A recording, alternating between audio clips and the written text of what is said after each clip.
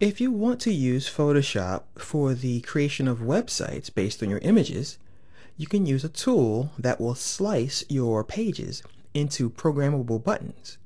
You'll find it now living under the crop tool. We have a slice tool and a slice select tool.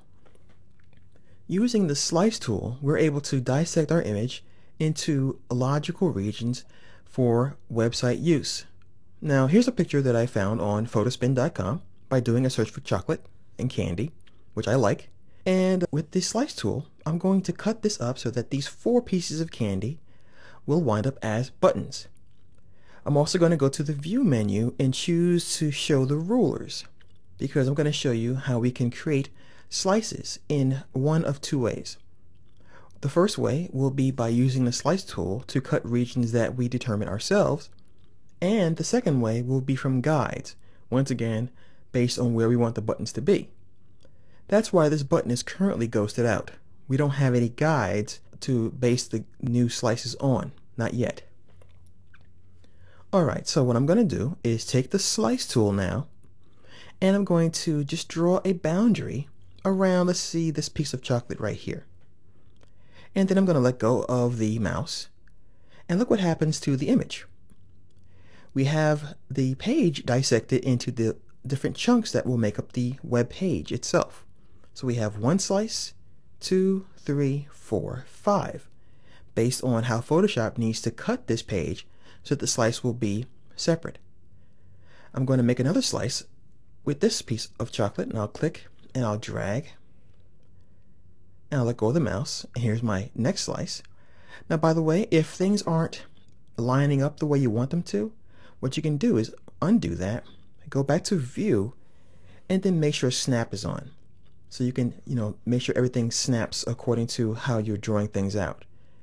This will really come in handy once we do draw the guides.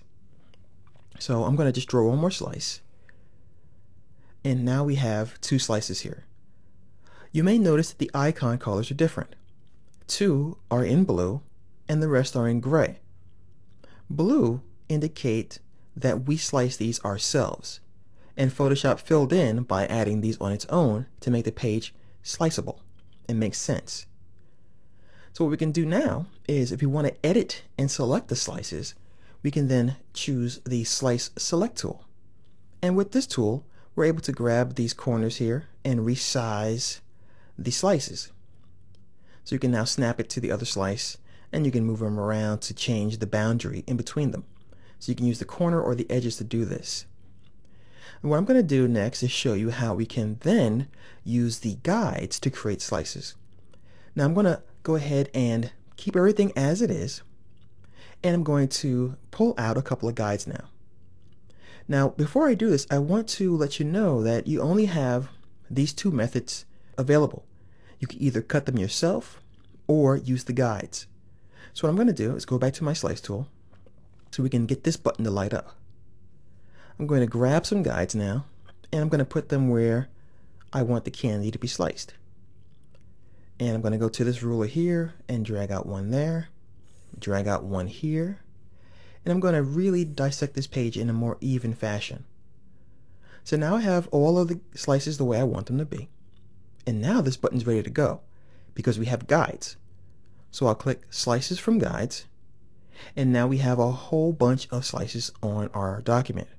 And they're all blue because we did indeed pull these guides out, and Photoshop really didn't have much to do with it. So now we have all of our buttons, and we're now ready to program them so that they can do things like go to websites.